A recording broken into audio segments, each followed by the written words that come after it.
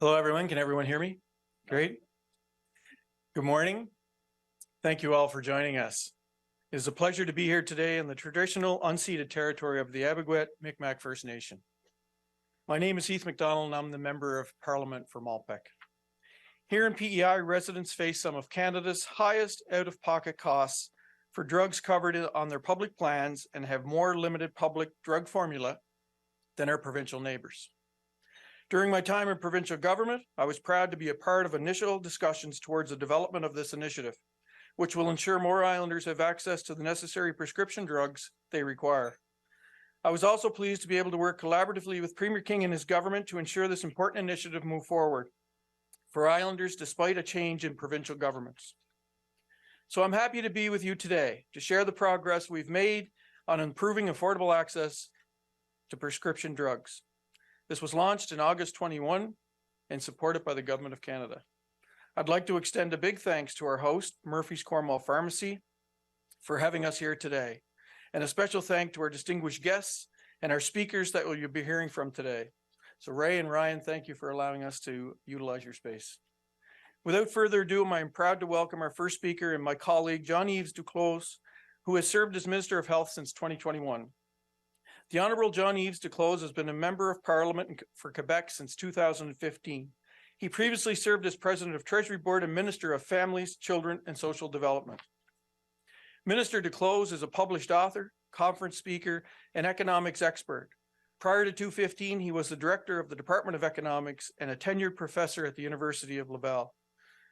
Our Minister of Health understands the need to ensure that P.E.I residents and all Canadians have access to affordable prescription drugs. Adding new medications to the current list of covered drugs is a fundamental to this access. He will address that issue in just a few moments. After we have heard from our speakers, there will be a media question and answer session. So without further ado, I would like to invite Minister Duclos to the floor.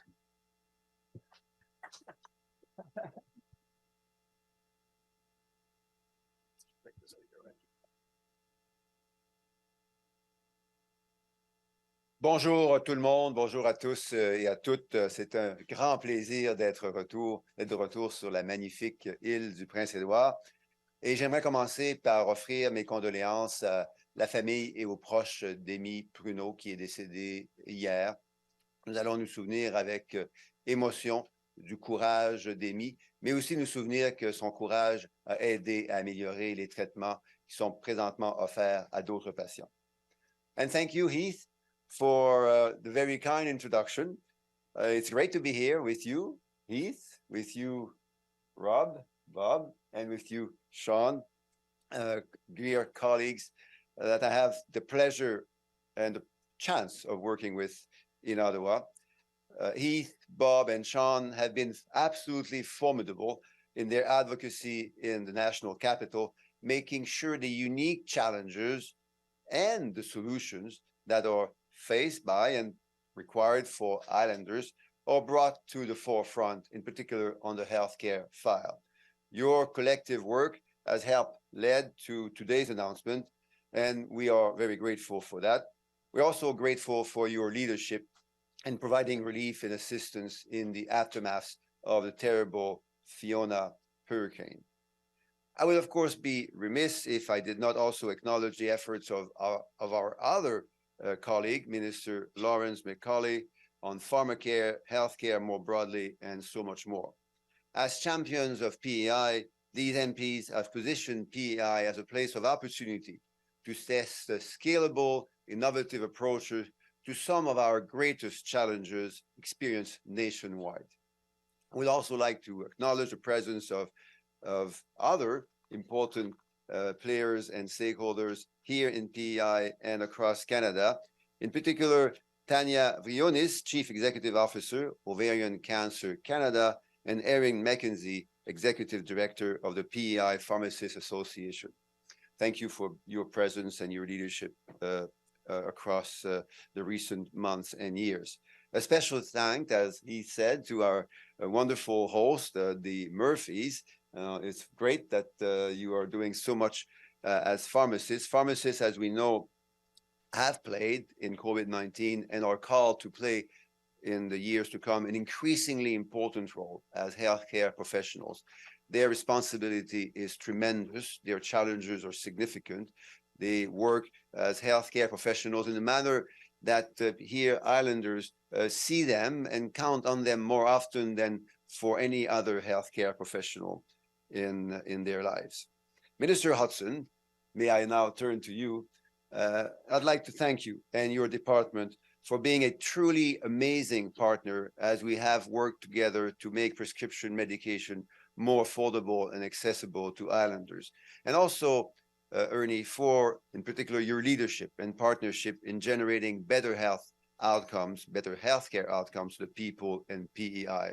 And you might want to know that Minister Hudson is now the co-chair of the Forum of Health Ministers across Canada, therefore adding to his other important responsibilities. And I'm looking forward to work with you, Minister Hudson, in that particular condition.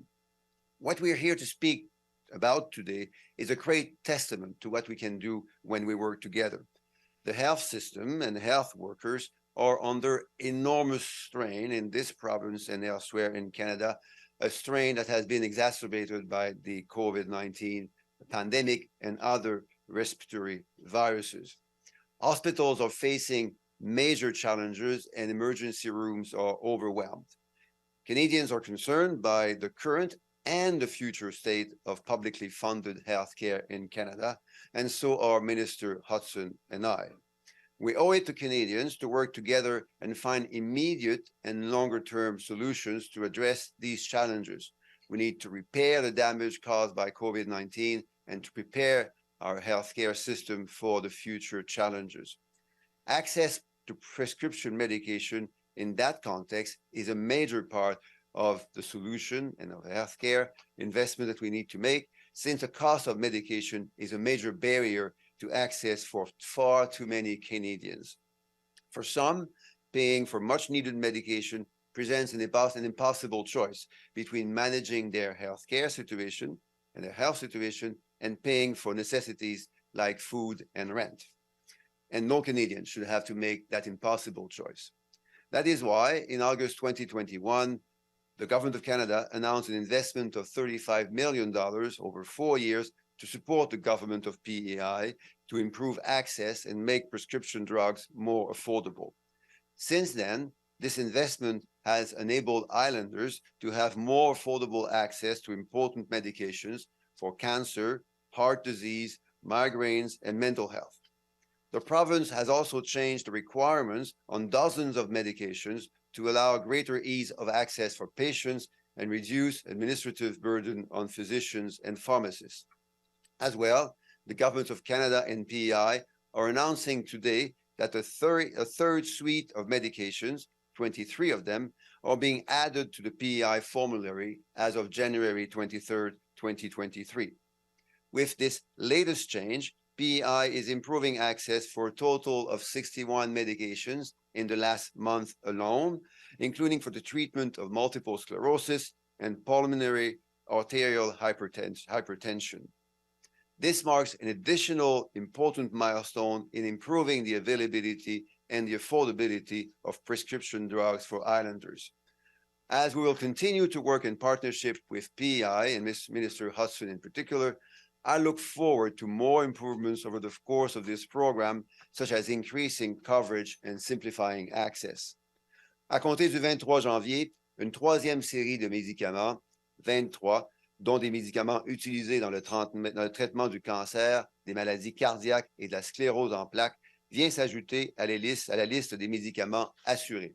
Au cours du dernier mois seulement, un total de 61 médicaments seront par conséquent plus facilement accessibles et abordables pour les résidents de l'île du Prince-Édouard. Ces récents ajouts représentent un autre jalon important de notre plan pour rendre les médicaments sur ordonnance plus abordables et accessibles ici dans la province et partout au pays. In closing, having access to high-quality healthcare services no matter where we are or who we are, is essential. That is something that Minister Hudson and all of my counterparts and I all agree on. Today's announcement is real additional progress for a better access to medication. This is how we can build a stronger and more inclusive healthcare system.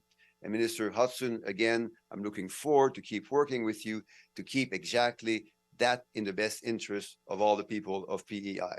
Thank you.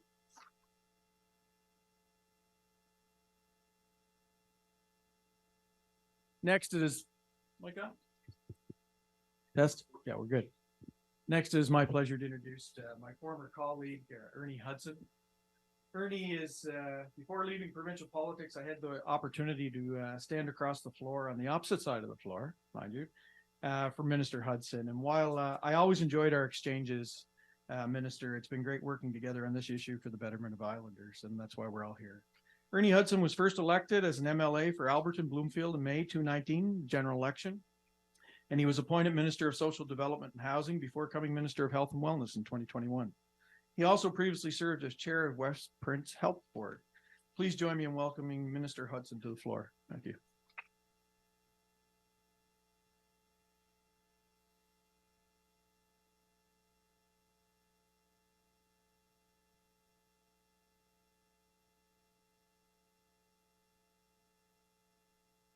Well, thank you very much, Heath, for that kind introduction. I do recall a few exchanges across the floor of the legislature, but I always enjoyed your camaraderie and working together with you in provincial politics, and certainly look forward to that continued relationship between the province and the federal government.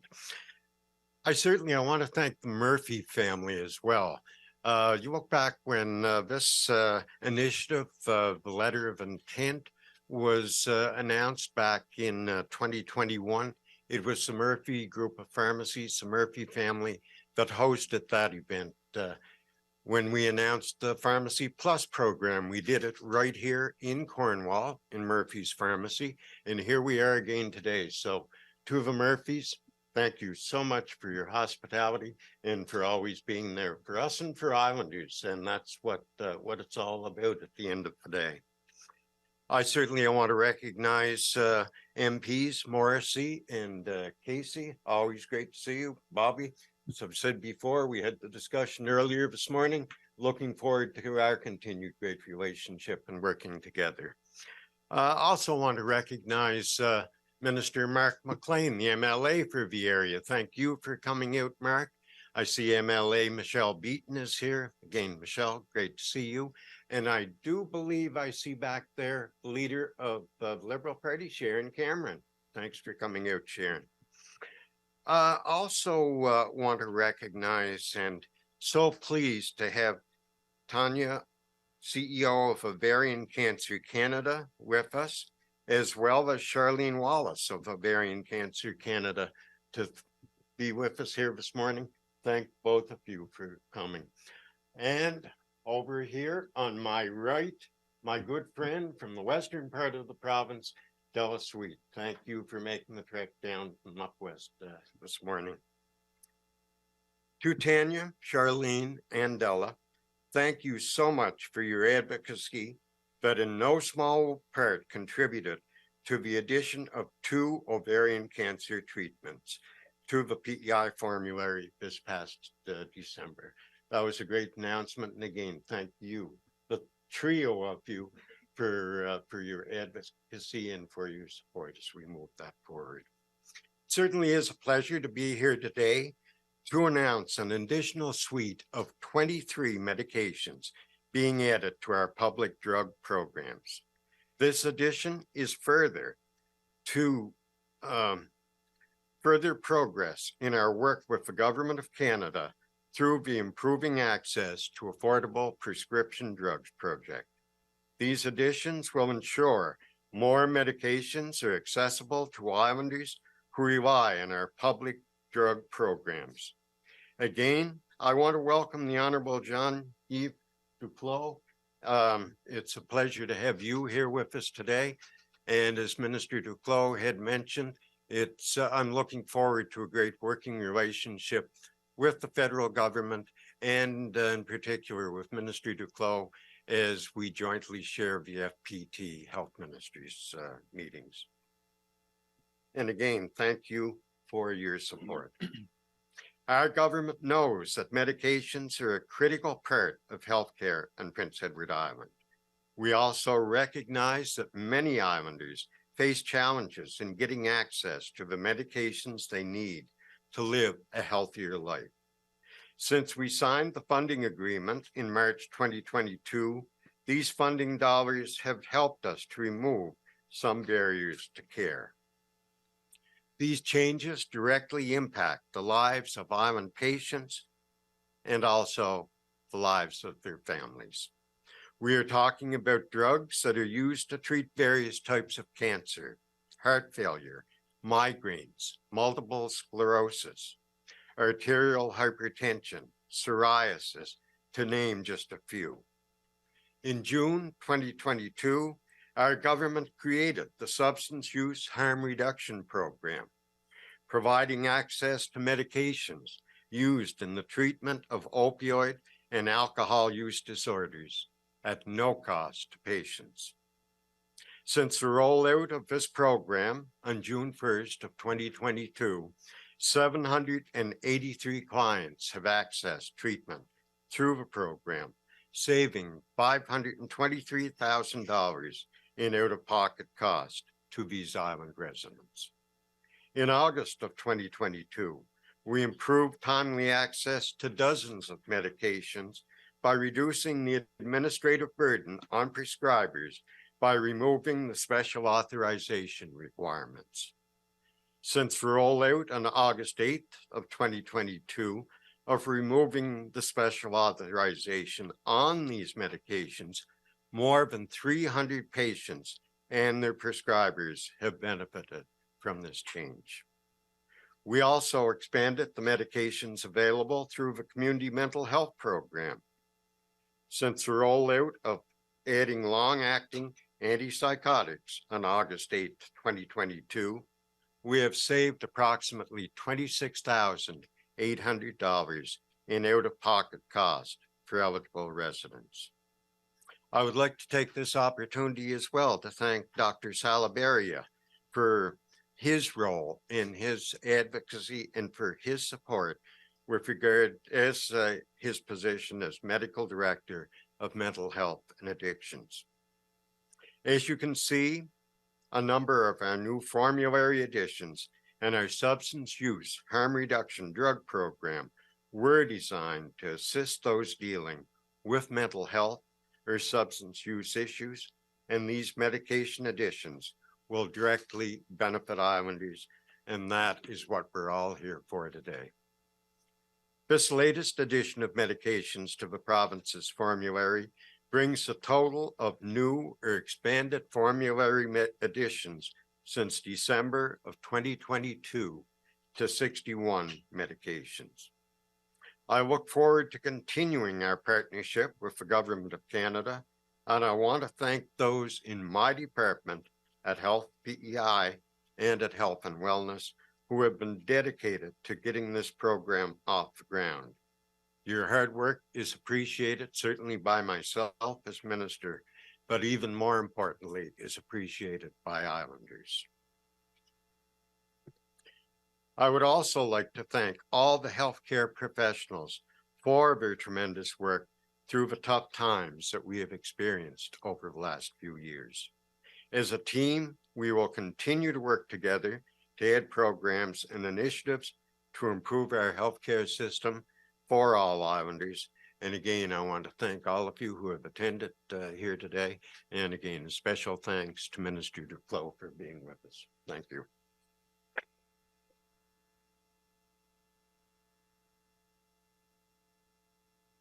Thank you, Minister Hudson. Next, it is my pleasure to introduce Tanya Veroni, the Chief Executive Officer for Ovarian Cancer Canada. Tanya joined Ovarian Cancer Canada as a CEO in August of 2021. She brings to the role more than 20 years of diverse leadership experience in the charitable sector. Tanya is deeply passionate about empowering and mobilizing communities to achieve impact, affect change, and truly make a difference in the lives of Canadians. Please join me in welcoming Tanya to the floor.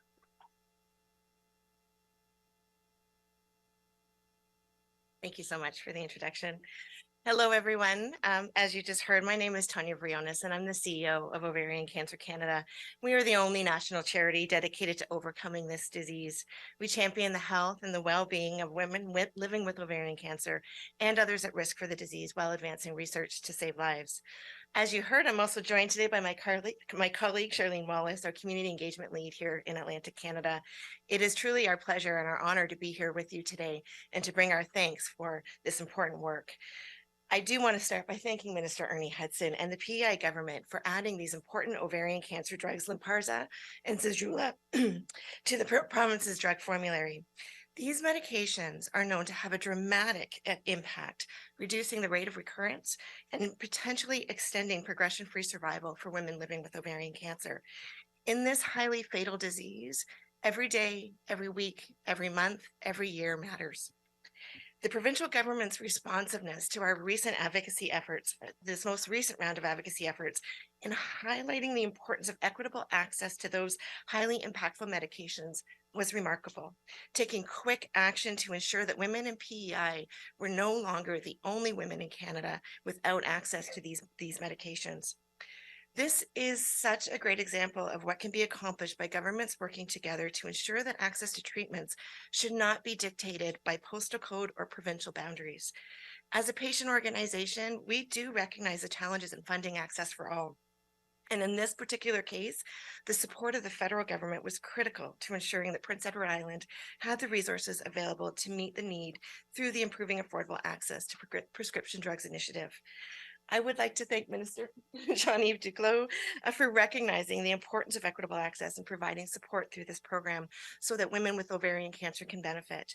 Minister Duclos' support of ovarian cancer patients, both in ensuring access and also through the work that is taking place as a result of the government's investment in research for ovarian cancer, is deeply appreciated.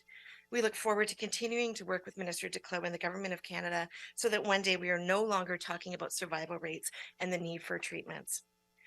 On behalf of Ovarian Cancer Canada and all women living with Ovarian Cancer Canada and P.E.I., thank you. This decision by your governments will help patients in your province live fuller, better, and longer lives.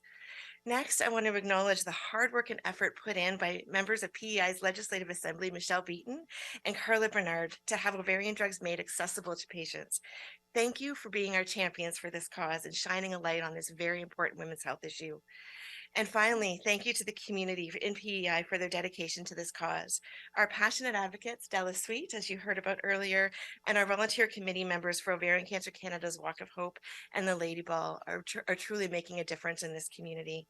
Without you, the success of this initiative would not be possible, but together we can improve outcomes. Thank you.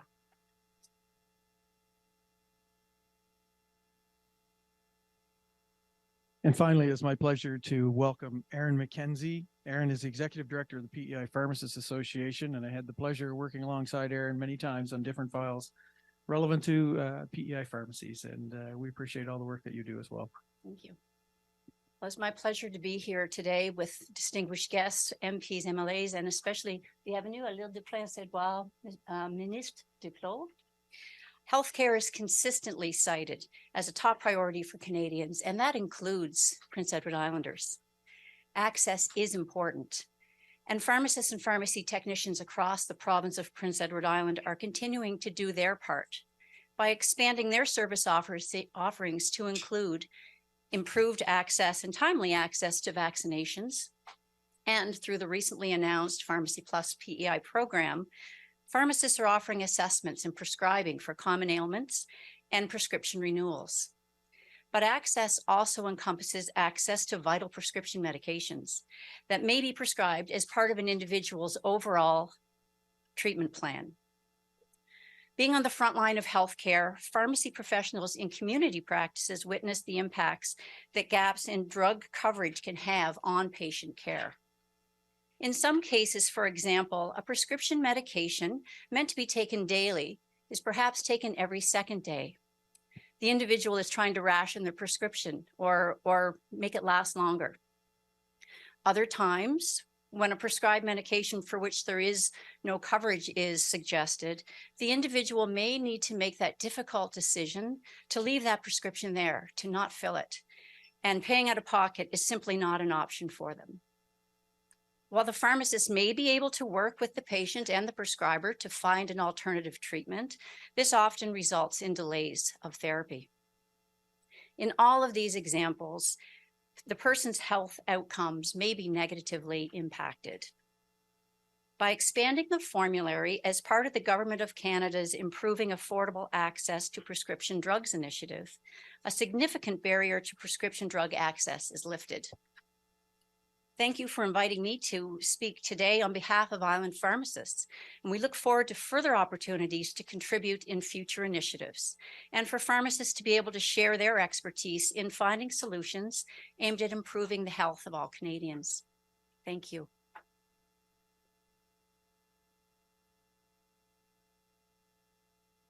Thank you, Erin. And we know pharmacies are doing a lot more these days than they have in the past. We certainly appreciate it. In closing, I would like to extend a heartfelt thank you to all our speakers today for sharing their thoughts and insights. I would also like to express my gratitude to everyone who has attended in support of today's announcement. And without further ado, I think we'll turn this back over to the officials to start to take some questions from media, if that's great. Good. Thank you. So hi everyone, Guillaume, I'm working with Minister Duclos, so we'll start with the question on the floor for about 15 minutes. Please state your name, your media, if your question is for Minister Duclos, Minister Hudson, or any other participants to the press conference. And then we will move online. Bonjour tout le monde, c'est moi qui va modérer la période de Q&A. Si vous voulez indiquer votre nom, votre média et si votre question s'adresse au ministre Duclos, au ministre Hudson ou à un autre participant à la conférence de presse. Donc, après ça, on va tourner en ligne pour les questions sur Zoom. Donc, Radio-Canada, tu y aller? Oui, tout à fait, je vais commencer. Alors, ma question, Gabrielle Dumont, Radio-Canada, pour le ministre Duclos, s'il vous plaît. Alors, ma question pour vous, comme vous êtes mentionné, il y a eu une première entente entre le fédéral et le transport qui a été annoncée en 2021. Donc, dans quelle mesure l'annonce d'aujourd'hui, ça donne un pas de plus dans ce travail, dans cette collaboration entre les deux paliers de gouvernement? C'est une très bonne question. Et la raison pour laquelle je suis ici à l'île du Prince-Édouard, c'est que sur l'île du Prince-Édouard, jusqu'à maintenant, on a une plus grande difficulté pour les gens d'accéder à des médicaments qui sont abordables, qui sont disponibles. Et donc, en travaillant avec le ministre Hudson et les membres du caucus libéral ici à l'île du Prince-Édouard, on a pu assez rapidement atteindre des résultats importants pour les gens de l'île. Il y a 61 médicaments qui sont maintenant disponibles, plus disponibles qu'avant. Ça, c'est dans les dernières semaines seulement. Les médicaments pour lutter contre le cancer, contre les maladies cardiaques, contre les problèmes de santé mentale. Et donc, les médicaments plus facilement accessibles, moins chers, avec des procédures qui réduisent les problèmes aussi que les pharmaciens et les médecins ont à administrer ces médicaments aux patients. Donc, des progrès importants pour faire en sorte qu'ici sur l'île, on ait aussi bien accès à ces médicaments essentiels qu'ailleurs au pays.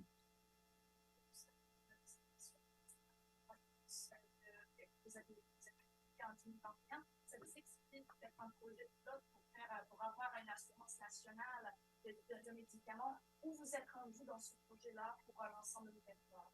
Il y a deux choses, effectivement, que ça nous permet de faire depuis plusieurs mois. La première, c'est de s'assurer qu'ici, sur l'île, on ait aussi bien accès aux médicaments essentiels qu'ailleurs au pays. Et la deuxième chose, c'est que ça nous permet de progresser plus rapidement à l'échelle nationale sur des enjeux d'accessibilité et d'abordabilité aux médicaments essentiels.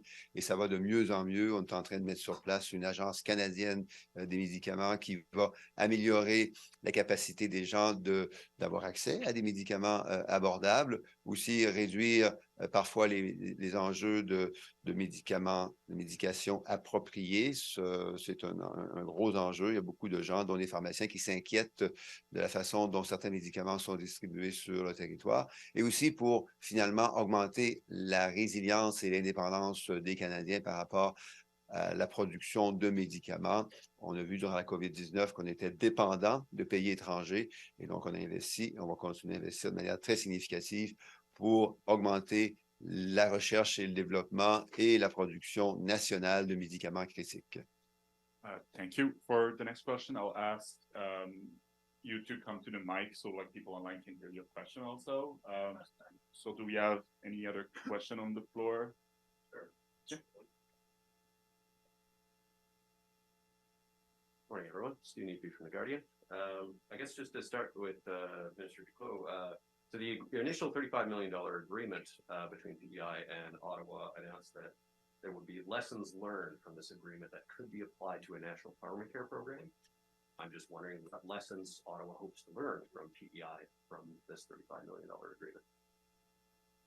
That's an interesting question and a relevant question to ask the federal minister, and equally importantly, perhaps to Minister Hudson, who would be in a position to help my colleagues, everyone else in this room, including pharmacists and other leaders, not to show how other Canadian and other provinces and territories could invest in greater access to and affordability of essential drugs.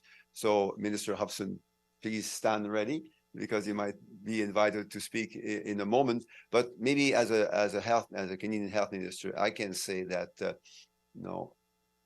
access to appropriate and affordable drugs is increasingly essential to managing health and healthcare in this country. There are too many Canadians that will make this impossible choice, as I mentioned earlier, which is, should I take drugs, which I'm told and which I know are essential to maintaining good health, or should I just not do so and be able to pay my bills at the end of the week? So that's something absolutely key to the lives of patients and people, their families and their loved ones. Healthcare professionals know that this is an issue, and pharmacists in particular feel that every day when they speak to patients. So the good news is that with this pilot, we now know better how to acknowledge the specific needs of different Canadians in different circumstances, acknowledge that there are impediments, including administrative hurdles to healthcare professionals working together in administrating those essential drugs, and representatives of the Pharmacy Association can also speak to that. And finally, we need to invest more in domestic production of these essential drugs in Canada. And COVID-19 obviously brought to us lots of problems which we would have liked to avoid. And unfortunately, COVID-19 was with us. One good news, however, is that we have learned how to invest in domestic research and development and production of all sorts of essential drugs. We've seen this, for instance, in the recent challenge of children's analgesics being scarce, being in shortages in Canada. Now, the good news is that domestic production increased by sometimes 2 to 3 times, because domestic production had been enhanced during COVID-19. So there's lots more to do, and lots more to work on with the leadership of health ministers like Minister Hudson. Did you want to respond to that, Minister Hudson? Certainly, and thank you for the question, Stu. I think it's one of the benefits of being a smaller jurisdiction such as P.E.I. You look as the federal government, and not to put words in the mouth of the federal minister, but certainly the indication has been that the federal government does want to move forward with a national pharmacare program. So the partnership that we have been able to form with the feds, and just to look at the work, and I had acknowledged in my comments, the work that was done by staff in my department. So I think rolling out a program such as this with a smaller jurisdiction, it allows, once you get into such a much larger scale, that lessons can be learned as far as just how it was rolled out, the negotiation process and the like, which I would have to say, from my perspective, have went incredibly smoothly. But again, as Minister Duclos has referenced, at the end of the day, it's to make sure that islanders, and with a national program, Canadians right across the country have the access to medications, to drugs that they need, and that it's made affordable. The lessons learned on the IAADP will be critical as the federal government does move forward on that. Thank you. Well, I have you here, I suppose, Minister Hudson, I mean, very recently, he resigned as the chair of the Health PEI Board. Before he resigned, he made several criticisms about the politicization of healthcare, namely that Health PEI does not control hiring. I'm just wondering what you think of his remarks and his opinion that essentially Health PEI should be in control of HR and hiring processes for Health PEI staff. Again, thanks for the questions, Stu. First of all, I want to thank Mr. Key for his time, his dedication, and his guidance during the time that he was chair at Health PEI. The vice chair has stepped into that role for the interim. Peter MacDonald, Mr. MacDonald is incredibly talented, dedicated, has tremendous history of community and dedication to his community. And this is the island community that we're talking about here. With regard to moving forward, the comments, the reasons that Derek gave for him stepping down at this point in time, I think as a department, that certainly we have to take a delve into them to have those discussions, to review. One of the things too, though, is you look at with regard to hiring, HHR, different aspects. One thing that I've noted before is that certainly we have to, as we move forward, look down the road. Okay, what are our health human resource requirements going to be? And that's one of the reasons, and I'm anticipating that by the end of this month, but that we will have a module in place that will give us a projection, not only for the next 1 year, 3 years, 5 years, but for 10 years down the road, as far as what our HHR requirements are going to be across the board, whether that is with regard to family doctors, physicians, nurse practitioners, and I could go on, RNs, LPNs, RCWs, and the like. And as we move to make additions, changes within the delivery of healthcare and the healthcare system, it's of paramount importance to know what impact that's going to have, what our requirements are going to be going forward. And that's, to me, that is a very positive initiative right there.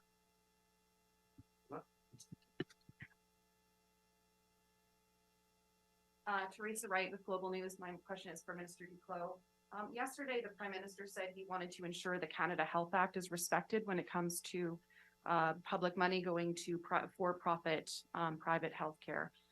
Do you believe that sending public money to private for-profit clinics into the scale that Ontario is right now, or planning to do, is in line with the Canada Health Act? Well, three things on that. First, the Prime Minister made it very clear that we are following the situation. We're obviously working collaboratively with provinces and territories, including Minister Hudson, recognizing that the federal government cannot and should not pretend that it would be managing and micromanaging hospitals and the healthcare systems in Canada. That's their responsibility, and we're there to support them. The second thing is that there are key principles in the Canada Health Act that everyone agrees on, and everyone's role and responsibility is to support. And one of these principles is public funding. So whatever is done across Canada, and we all recognize that things need to happen because our healthcare system and our healthcare workers are in crisis, whatever is happening across Canada must maintain public funding. There is no way that people should have to use a credit card to have access to essential medical services anywhere in this country. The other key principle is equitable access. So whatever happens must make sure that people have equitable access to essential healthcare services. And there are obviously conversations around whether the measures that were announced yesterday in Ontario and similar measures that may be put into place and have been put into place in other places in Canada. These measures will keep ensuring equitable access. And that involves, in part, according to lots of stakeholders and experts, the issue of whether those measures can weaken the public healthcare system. But those conversations need to happen within each individual province, because each individual province faces different and unique conditions. But these are legitimate concerns that people are expressing, that investments in the privatization of the provision, not the funding of, the provision of healthcare systems may weaken the public system. And that if that were to happen, then it would indeed create issues of equitable access to healthcare services in this country. Do you believe that it could weaken the provision of services or the availability of services? And do you believe it's appropriate for this level, this much taxpayers' dollars to be going to for-profit private healthcare?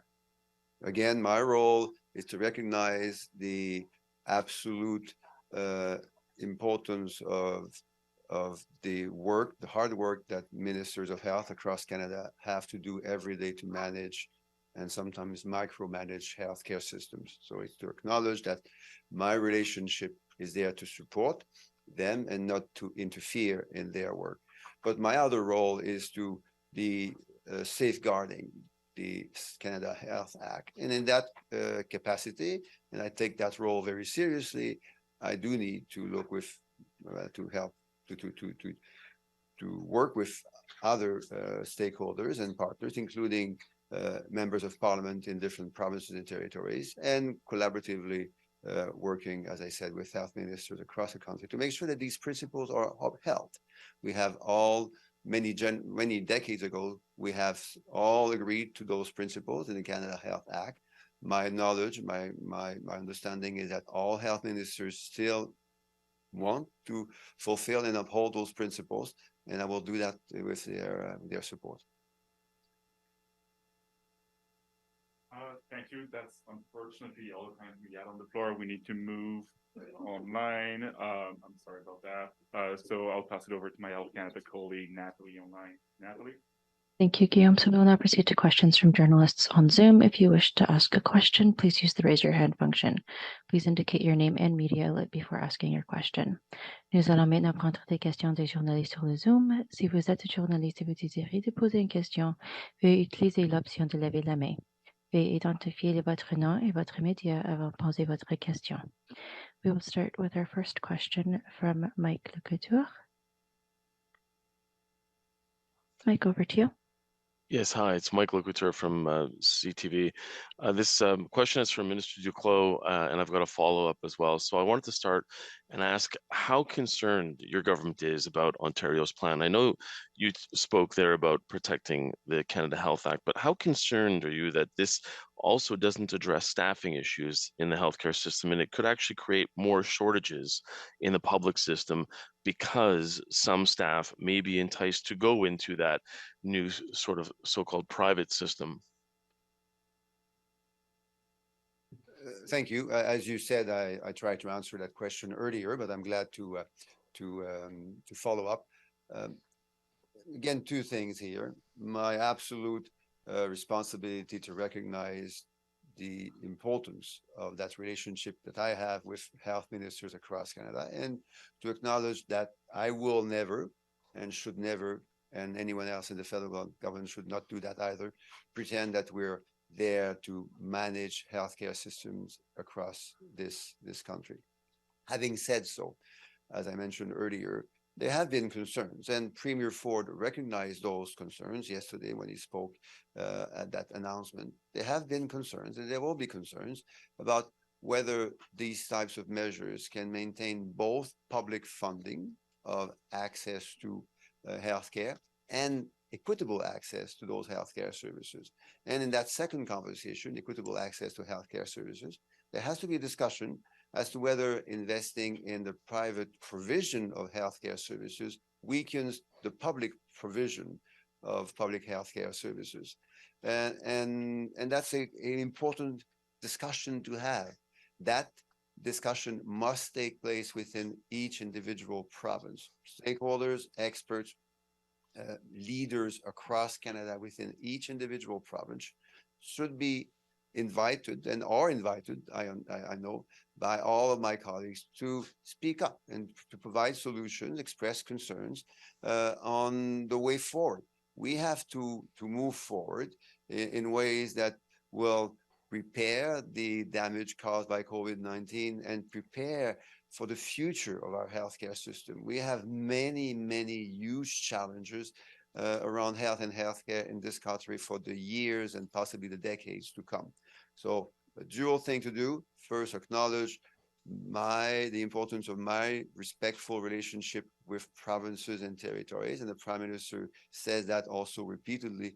And second, recognize my responsibility and the federal government's responsibility in making sure that we uphold the principles of public funding and equitable access to healthcare services across Canada.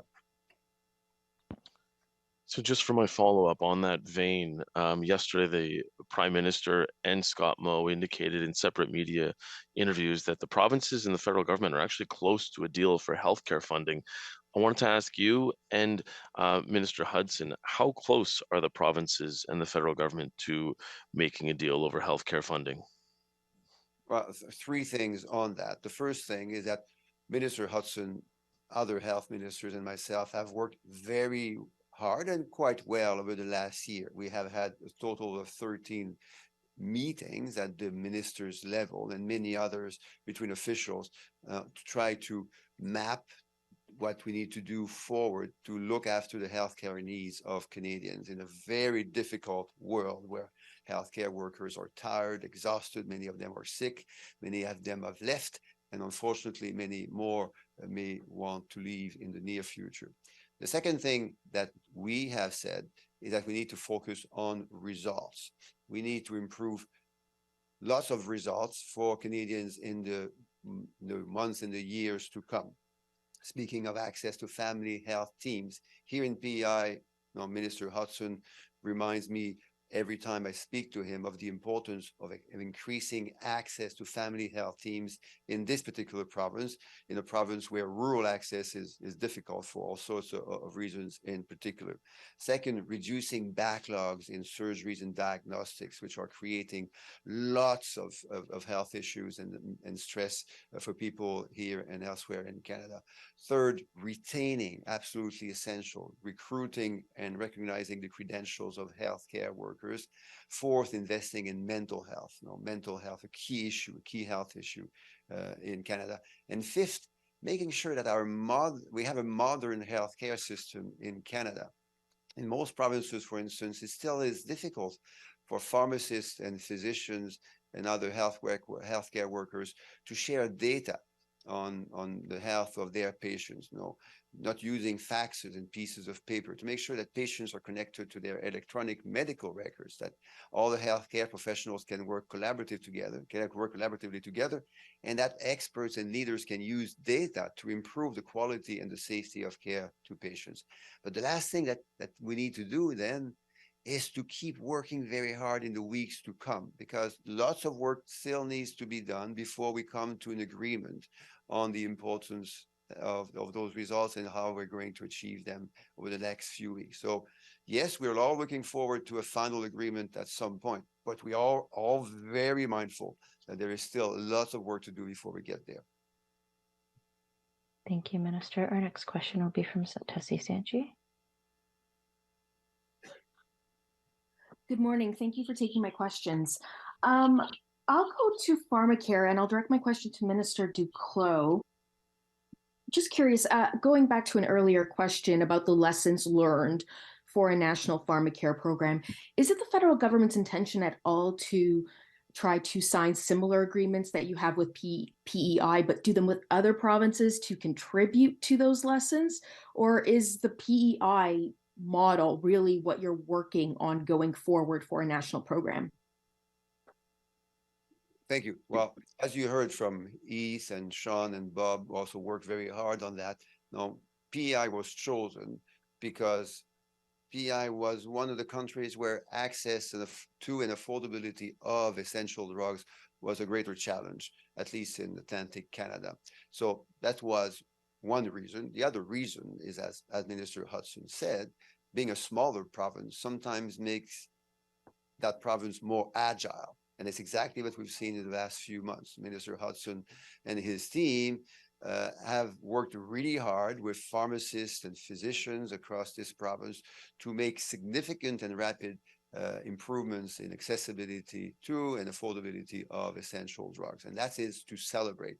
Now, obviously, as you are also alluding, that is going to help us move even better and quicker across other parts of Canada to increase accessibility of and affordability of drugs. Now we're doing this right now. We're setting up a Canadian drug agency, which is going to support health ministers, provincial health ministers, in choosing the drugs that they lead to best possible outcomes for patients, mindful of the fact that resources are always rare. So who and for what reason should we target those where the drugs should be made more accessible? We also are going to announce quite soon a drugs for rare disease strategy. Pharmacists across Canada know that this is a critical area where patients need further support. Lots of rare diseases, especially for children, could have a treatment. We want to invest about $500 million every year for the years to come to support physicians, pharmacists, nurses, to help patients with those rare diseases. We're also investing in biomanufacturing capacity, $2 billion, to make sure that we invest in Canada's ability to generate the drugs of the future and then can manufacture them in Canada. So we have easier and more secure access to those drugs. So lots of other things that we want to do, built in part on the lessons that we're learning here in P.E.I. For my second question, going back to what's happening in Ottawa, your government has promised the NDP that pharmacare legislation will be passed by the end of the year. Is it your government's intention to develop a single payer program? And can you provide any indication on when that legislation will actually be introduced? So we're obviously going to do that. We promised we would do that in the year to come. And for that to be done appropriately, we are going to need to work closely with those experts and those leaders, including provincial health ministers and their teams, to know how we can do this at the national level. The only way it can work out well for the benefit of all Canadians is that if we do that in collaboration with provinces and territories and with the support of those leaders and experts that will be consulting over the next few weeks and months. Thank you, Minister. That concludes the questions from Zoom. So I'll turn it back over to Guillaume in the room. Thank you, Natalie. So that was the last questions. I want to thank the ministers and everyone for joining us, and a special thank you to Murphy staff, Pharmacy and the Murphy family for hosting us today. Thank you.